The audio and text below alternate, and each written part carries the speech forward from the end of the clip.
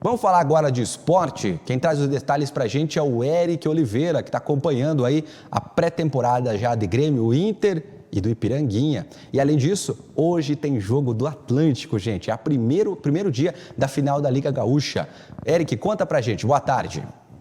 Muito bem, Leandro. Boa quarta-feira para ti e para todos que nos acompanham. Informações que animam bastante o Ipiranga, porque nessa quarta-feira, dia 15, à noite, o Ipiranga recebe os atletas na apresentação oficial que vai acontecer. Um evento interno, mas que vai contar com os atletas que foram contratados, com as renovações, com aqueles que já estavam em Erechim e que devem permanecer, com aqueles que vão vir de fora, junto com a direção, o departamento de futebol, o staff do Ipiranga, o novo treinador, o Luizinho Vieira, o novo executivo de futebol, o Farney Coelho da Conceição.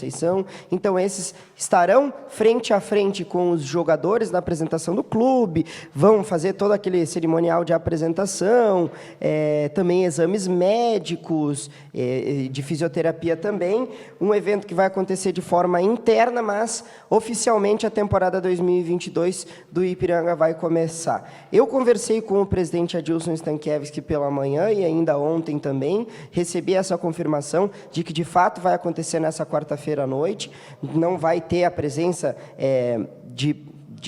da imprensa, vai ser algo bem interno mesmo. Mas, a partir daí, os exames médicos já são feitos, os atletas já estão mais ou menos que começando a se ambientar com o Ipiranga e vão ficar agora nesse restante de mês de dezembro, claro, com as suas festas, né, vão ser liberados para festas, e tão em breve, no início do ano de 2022, janeiro, eu imagino que na primeira semana de janeiro, eles já entram no Colosso da Lagoa definitivamente para iniciar os seus trabalhos de treinamento junto com o novo departamento de futebol e com a nova comissão técnica. Inclusive, nós temos mais 3 jogadores que foram anunciados pelo Ipiranga. É bom lembrar que essa ida do Ipiranga ao mercado com mais intensidade deve permanecer pelo menos até o final desse ano de 2022, para o Ipiranga tentar acertar esses 22 nomes ou até mais. Há quem diga que o número de 22 é enxuto, um grupo de 22. Há quem diga que trabalhar com um grupo menor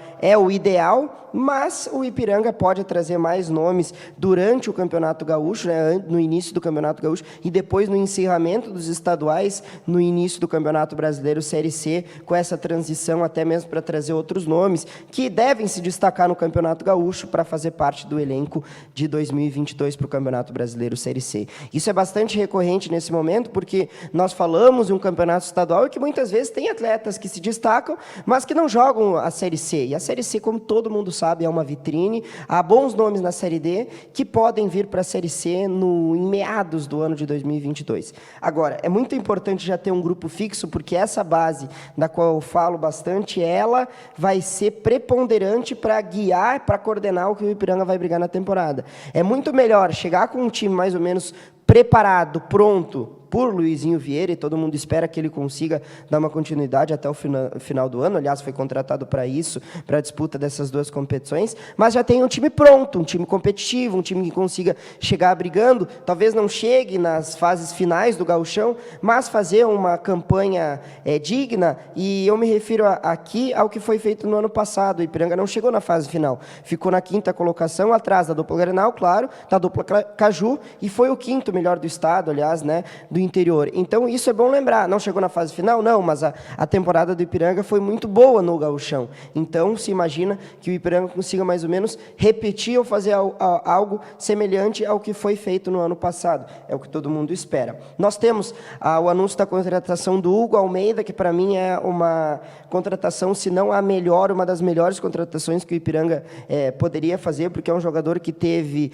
passagens pelo Mundial de 2017 com a seleção brasileira, foi campeão, tem 2 conquistas do Campeonato Brasileiro Série C, passagens pelo Curitiba, que hoje vai disputar o Campeonato Série A, o América Mineiro, que está na Libertadores, o Pelotas, futebol gaúcho, então tem uma experiência bastante grande, é um jogador que eu não tenho dúvida alguma que deve vir para assumir uma posição de titular ou muito próximo brigar por isso. Joga no setor ofensivo, é atacante. O Hugo Almeida, para quem não conhece, é um jogador que pode jogar por várias funções no ataque e vai contribuir muito para o time do Luizinho Vieira. Falcão, de 23 anos, foi campeão catarinense em 2018, da Recopa Mineira em 2020, meio-campista, um jogador novo, daqui a pouco pode ser um nome para trazer um pouco mais de velocidade para o setor de meio de campo, que está bastante reforçado do Ipiranga, e mais um para o setor de ataque, que é o Matheus Santos, jogador que teve passagem pela base do América Mineiro, chegou a jogar no time titular do América, jogou esse ano a Série A2 do Paulistão,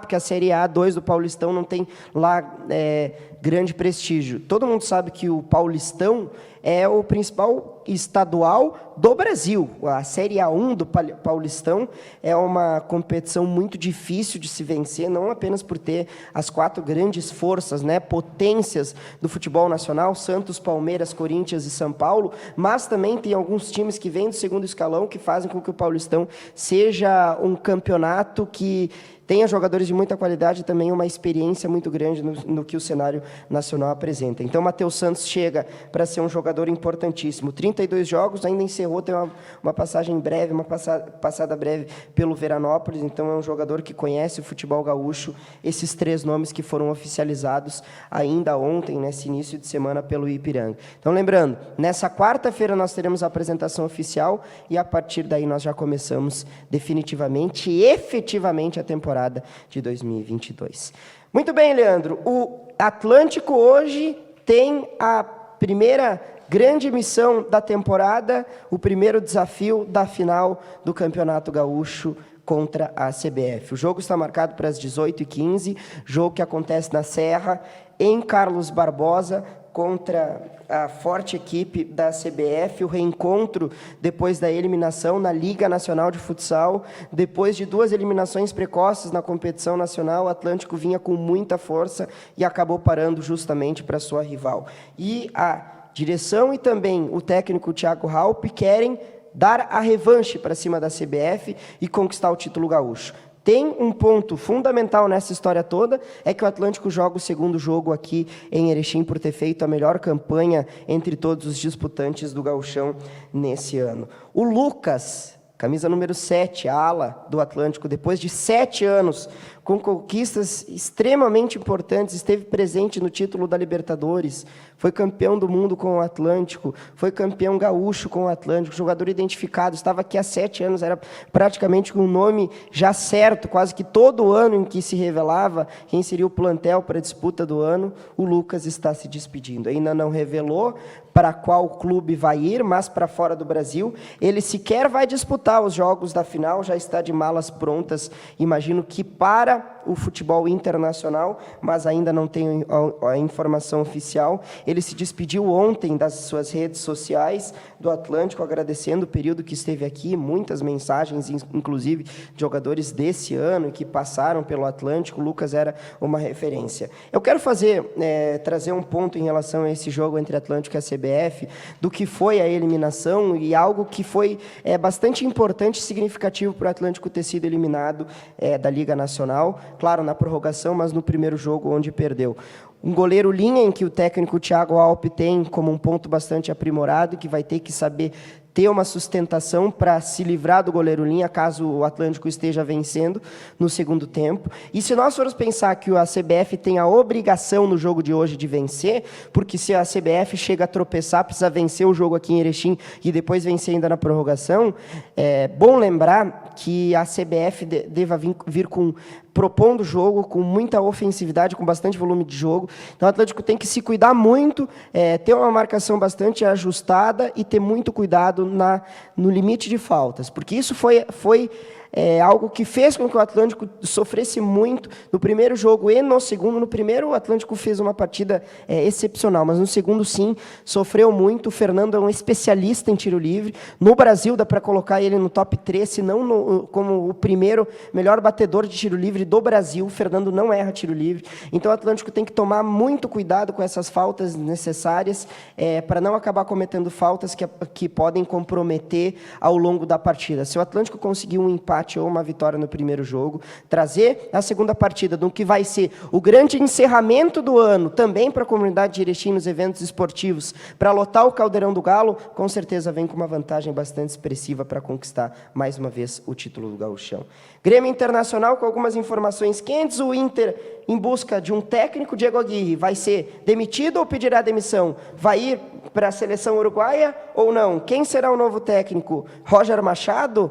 Houve uma sondagem, sim, pelo técnico Roger Machado, aquele olhar com certo receio da torcida, porque o Roger foi ídolo do Grêmio como jogador, teve uma passagem em 2015, 2016, não venceu, não conquistou título pelo Grêmio. Aliás, o Roger tem um problema que parece que na hora que chega nas decisões o Roger não consegue ser campeão, mas isso é apenas uma questão, porque ele teve trabalhos muito bons, aliás, o último no Fluminense, que foram bastante regulares. E o Roger Machado já disse que, se fosse o caso do Internacional, ele viria, porque é um grande clube e ele está, claro, muito pronto para encarar um grande desafio. Vários nomes que podem sair, mas amanhã nós voltamos com algumas confirmações. Se fala muito na saída de Dourado, de Patrick e também de Marcelo Lomba. E o Grêmio, que teve, na figura do seu vice-presidente de futebol, uma bomba que foi largada para o trabalho do seu anterior, Marcos Hermann, que hoje faz parte do Conselho Administrativo do Grêmio, como vice-presidente de Romildo Bolzan Júnior, estava comandando a pasta, e o próprio vice, Denis Abraão, disse: vocês não fazem ideia do que estava isso aqui. Fazendo referência à gestão de Marcos Hermann. Não tinha gestão nenhuma no vestiário, e ele até chegou a citar o episódio do Maicon, que teve seu contrato rescindido na metade da temporada, e ele disse que aquilo não pode acontecer. Um jogador do tamanho do Maicon, quando acontece algo semelhante a isso, é como uma bomba no vestiário, fazendo uma crítica direta, não velada, uma crítica direta a seu antecessor, Marcos Hermann. O ambiente interno do Grêmio e político está fervendo, e ainda mais agora, porque o ano de 2022 vai ser longo no Grêmio, que se prepara para a disputa do Campeonato Brasileiro Série B. Muito bem, Leandro. Um abraço para ti e para todo mundo. Nós voltamos amanhã, na quinta-feira, com mais Bom Dia Notícias e informações do esporte em toda a nossa programação. Um abraço para ti e para todo mundo.